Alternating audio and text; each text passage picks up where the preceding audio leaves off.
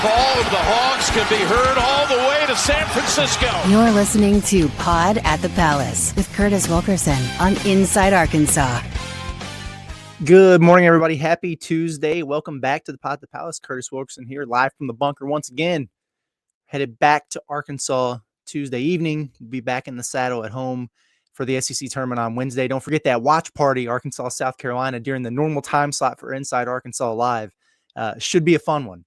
More fun than the last time we did one of these for South Carolina, right? I mean, come on. But fun show today. We're a little bit all over the place. Wanted to take some time, chat with you about Lunardi's latest bracket projection, his bubble list, talk about the SEC tournament and what it means for Arkansas. How much could it help? How much could it hurt? And then quickly discuss the mysterious status of Boogie Fland and Adou Thiero as we turn the page onto postseason here. Let's start with our man Joe Lunardi a little bit. We say it all the time. He is not the end all be all when it comes to bracketologists, but he's the most well known. He's usually real good at getting all the teams who are in the field and pretty good about the seeding, but maybe not so much the matchups and everything like that. There's a lot that goes into to putting this stuff together, and shout out to everybody who does it because it's not an easy task at all. But let's pull up his bubble list after the weekend and see what we're working here with. So you see Arkansas, they're in the last four byes, and that's where they were for the most part going into that game against Mississippi State over the weekend. Arkansas won, but Baylor, how much can you hold it against them losing by 4 at home to Houston? I get it. They've got a really tough schedule. Okay. Utah State handled their business. Indiana got that win over Ohio State. All those teams make sense right there. You watch them in their league tournaments, just like you watch Arkansas, to see if there could be any movement right there. The last 4 in San Diego State. Yeah. We talked about them. They took a tough loss to UNLV. They bounced back against Nevada, but that's a team where, if they get into the Mountain West Conference tournament and, get popped in the quarterfinals by a team that's not on the level that they are in that league, you wonder about them. Ohio State, they're kind of in the danger zone, in my opinion. They're 3 games over 500. I think they get Northwestern, who's already beaten them in the first round of the Big Ten tournament. If they lose, they're out, man. 2 wins over 500 is not going to get you in there. Oklahoma, we've talked a lot about. They're controversial. Maybe even more so than Arkansas because they've only won 33% of their league games. That's not necessarily a criteria. How much weight do you put on the work they did in November versus what they've done lately?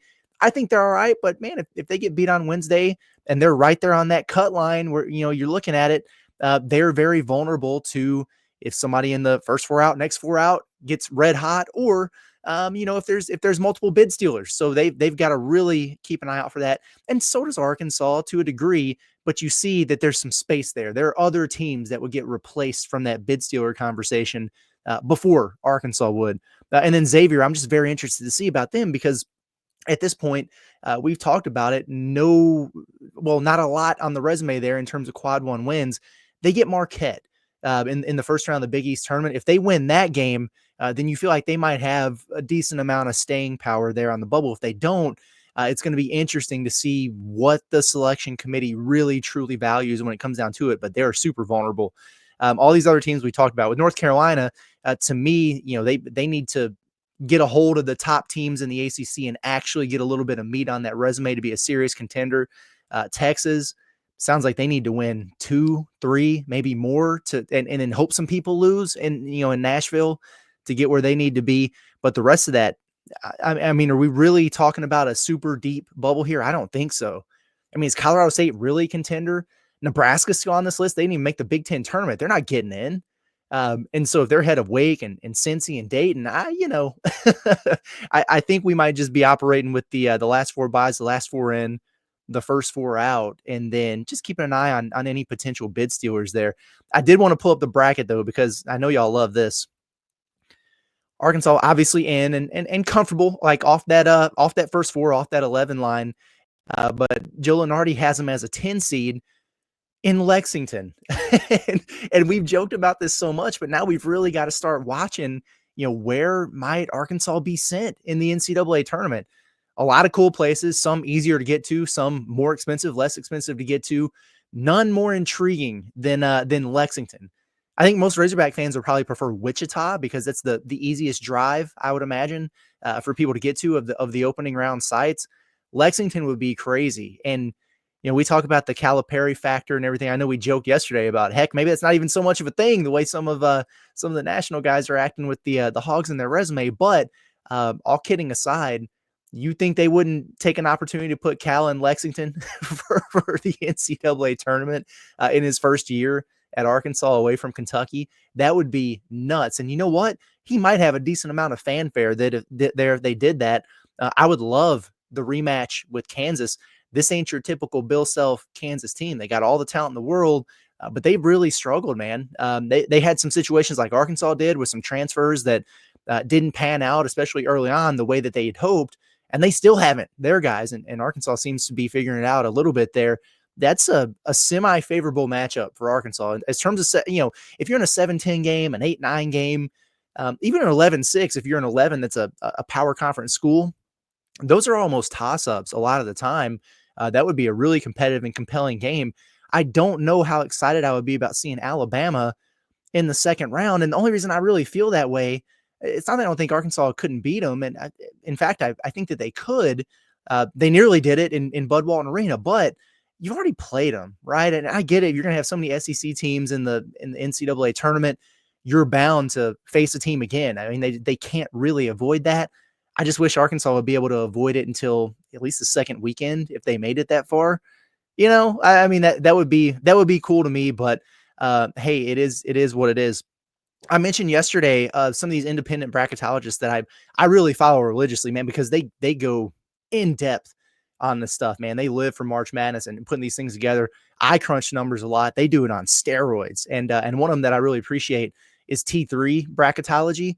And he's got this thing out right now that he calls Birth Watch. So I pulled it up on the screen here. If you're listening in podcast form, you might watch on YouTube today, just that way you can get some of the visuals here. But I like it. He's kind of got it broken down by conference.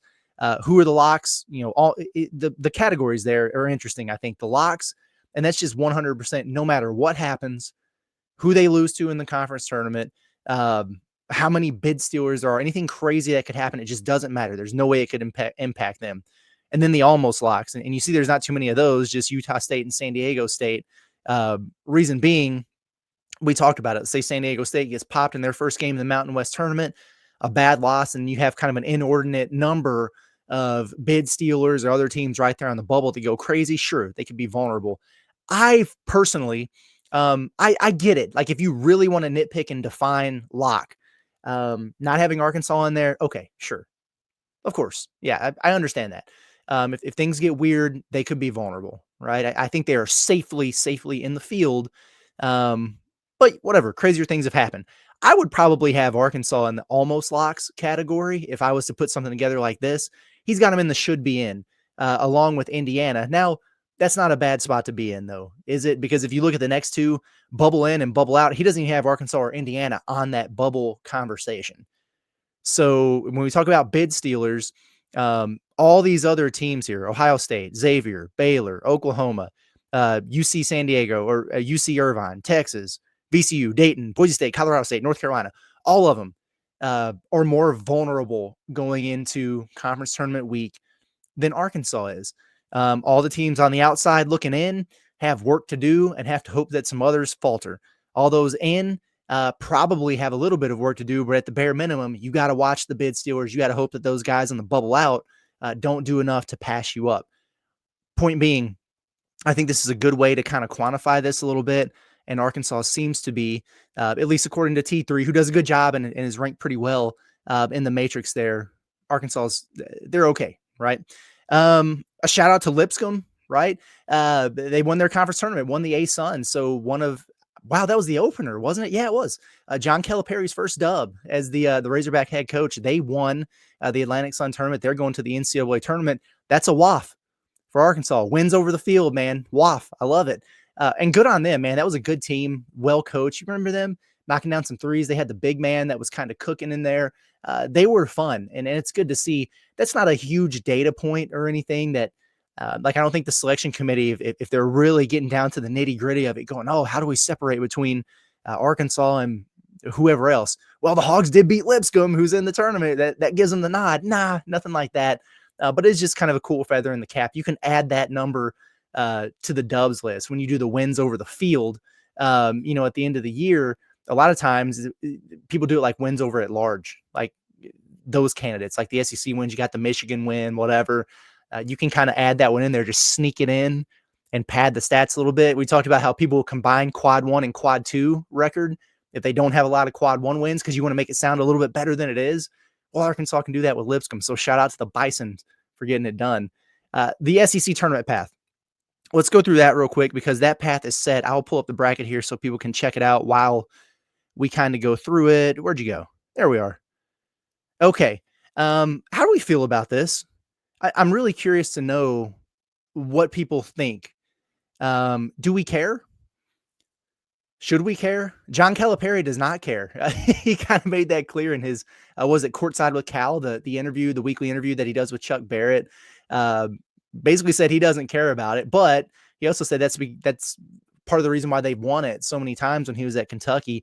I think point being, they don't put a lot of pressure on it, and maybe they play loose and play free. Are they going to be feeling pressure in this game? I don't know. You could just avoid having any of these uncomfortable conversations that we had yesterday, that just a select few people, out there who might have a little bit of an agenda have really been teeing off on. But I don't know. What do we want to see from Arkansas? I think everybody probably agrees at the bare minimum, beat South Carolina, right? Like, I mean, get that revenge, right that wrong, set the record straight, whatever you got to do. And then after that, is anything else gravy? Is that how we feel? Just beat South Carolina and then get out of there 1-1. Okay. I wouldn't be opposed to kind of righting another wrong against Ole Miss. I thought Arkansas should have won that game. I think Arkansas might be the better team right now, like in terms of how these two teams are playing going into the SEC tournament. Wouldn't mind seeing that. And then do you get out of there out of Auburn? The only thing about it, under normal circumstances, I'm typically a guy that's like, yo, this is a tournament. It's for league supremacy. There's a trophy involved. Go win this thing. Like go out there and do it. All bets are off. It's just, it feels different with Arkansas this year. It's a fine line because, you do want to move yourself into that. It does not matter what else happens across the country. You're in no matter what type of lock status. But at the same time, do we really want to see this, this Arkansas team have to play 3, 4, 5 games in a row before they go to the NCAA tournament? That's tough. That's tough on those legs. First of all, I don't even think they could do it. All those games in a row with such a short bench and rotation. Well, that is assuming that you have a short bench and rotation, right? And maybe that's the way we can wrap up the show here today. Is that going to be the case necessarily? First of all, I've had conflicting reports here in the last few days, but we've been getting conflicting reports since January, honestly, with these guys who were injured, Boogie Fland and Adou Thiero. With Boogie, it was Rothstein said he was out for the season or expected to be out for the season. And then U of A said, yeah, no timetable for return, had the surgery on his thumb. Then we think, yeah, there's no way he's coming back. It's a Cal guy. He's going to the draft, whatever. But then he comes back to campus and he's rehabbing, working with the strength and conditioning staff. He says in the Vice documentary, like, hey, I'm working as hard as I can to get back. And then all of a sudden you see him with that splint off of his hand. He's out there at Sassy's on Cal's radio show. He's being a little cryptic on social media. Could there be something to that? Maybe. I'll tell you what's not going to happen. Kenny Payne or whoever it is we talked to before the tournament, he ain't going to tell us. And I don't necessarily blame him, but maybe it's something to keep an eye on. And then with Adou Thiero, we talk about the conflicting reports. Was it his back? Was it his knee? Was it a hyperextension? Was it a meniscus? Was it this? Was it that? Was it surgical? Was it not? So many different things. Nobody really knows. He's off in LA. Nah, he's done. And then he shows back up on Saturday at Bud Walton Arena and is back with the team. So here's what I'll say. I've had a mixed bag on everybody that I've reached out to about who it might be. But I will say that I feel more confident now than I have the last couple weeks for sure that Arkansas could be getting at least one of its wounded warriors back for postseason play. And I think that would be huge. Now, does that mean for SEC tournament play? That I don't know. Especially when Cal doesn't care about it, when he's openly saying that. Like, why would you bring a guy back for that? Well, I could think of a couple of reasons. Like, hey, just let's go ahead and secure this thing, right? Do what you got to do. Eliminate any doubt from anywhere. Or wouldn't it be, I don't know, like you kind of like to see a guy shake off a little bit of rust, get reacclimated before it is quite literally do or die in March Madness. So I don't know. I will say this, we were sitting behind the bench on Saturday for the Mississippi State game, and I was 6 feet away from Adou Thiero the entire time. I watched him more than I watched the game. I was just curious, what's going on? Wasn't limping, wasn't walking gingerly, getting up and down stairs fine, getting up and down out of his seat fine, up off the bench cheering, helped carry Billy Richmond off the floor after the game. Listen, I'm not saying the dude's not injured. I'm not saying that at all. But what I am saying is it does not appear to be anything devastating. I mean, the dude was moving around better than me. Now, that's not saying much, but it's just a point blank observation that I had there. I have heard a lot of different theories about exactly what he's been dealing with. But here's the thing.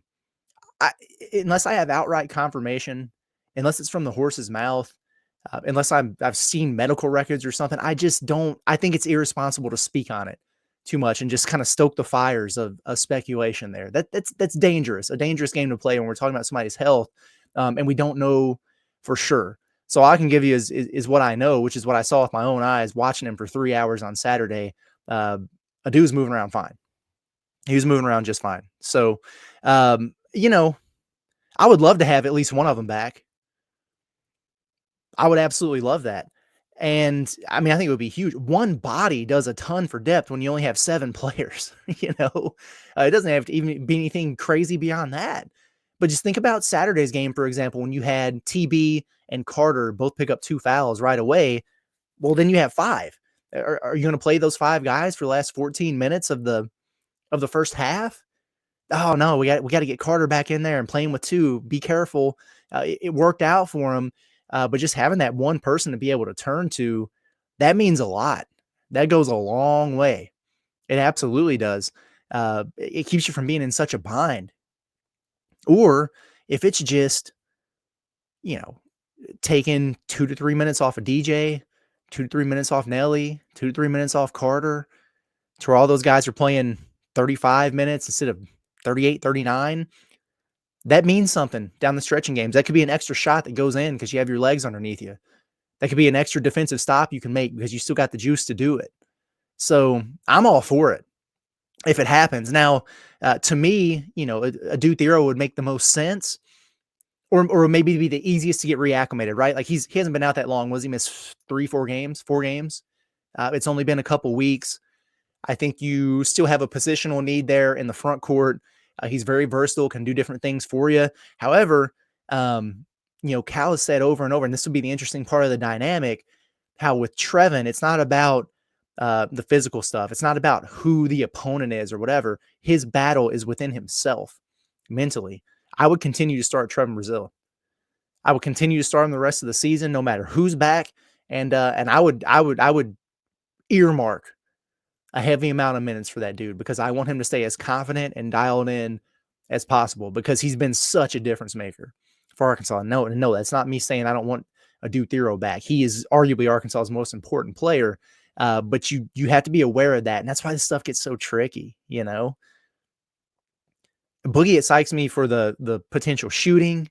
He's been able to stay in shape because since it was a thumb injury, like he's been able to run, keep his cardio up, his legs, his lungs, all that stuff should be in check. How rusty would he be with the basketball and everything? I don't know. I think everybody's hesitation with him is, boy, he's been out for 6-7 weeks now. And Arkansas has been playing really well. It just could not be a deal where, you're back. Okay. Slide right back in there in the point guard position, balls in your hands, for 25 seconds every possession. DJ, you move off the ball. Nelly, back to the corner where you belong. Couldn't be that, right? And so could he handle a secondary ball handler role? Would you consider giving him the point guard minutes that Billy's getting for DJ? I'm not saying cut into Billy's minutes, but maybe you move him off the ball where he's probably a little bit more comfortable, and then Boogie gets those backup PG minutes. Could he be the guy that is a catch and shoot guy in the corner in the offense in a limited role? I don't know. It's fascinating because you're almost to that point where you're desperate to get another body or two, and it could really, really help you. And both those guys are so super talented, but then you're almost kind of in don't if it ain't broke, don't fix it mode, because these guys are playing so well together right now. That is why John Calipari gets paid the big bucks. If these are decisions that he's going to have to make here in the next few days or in the next week or two, as we move on to March Madness. Here's what I will say. Once again, I will not be recording the South Carolina preview until Tuesday evening after the availability report comes out, because I think it's going to be interesting to see. Here's what I'll say. If it comes out and both those guys are listed as out still, I do not automatically rule them out for the NCAA tournament too. I'll be a little bit deflated because I almost feel like we're to the point where maybe one of them could at least be doubtful, questionable. I would love to put out so you're telling me there's a chance GIF, you know what I'm saying? But we'll see what's going on. A lot of exciting stuff with Arkansas basketball right now. But hey, appreciate everybody for tuning in and as always and tapping in with us. Make sure you get subscribed to the YouTube channel Inside Arkansas podcast, wherever you find those. We're there as well. Now today, like we said at the beginning of the show, probably better to watch on YouTube. We had some graphics, some different stuff to look at. But if you need to listen on your commute to work or whatever, Spotify, Apple, find us on there. We would certainly appreciate it. And everything else we have going on. Inside Arkansas Live, our daily show from 12 to 1:30. We've got that as well. The Bombastic podcast is rolling with Andrew with the baseball content, churning out. Those guys are 15-1. They're balling, and SEC baseball play is getting ready to start. So a lot going on. Continue to rock with us. We appreciate you guys. Everybody have a good day. We'll see you in the morning.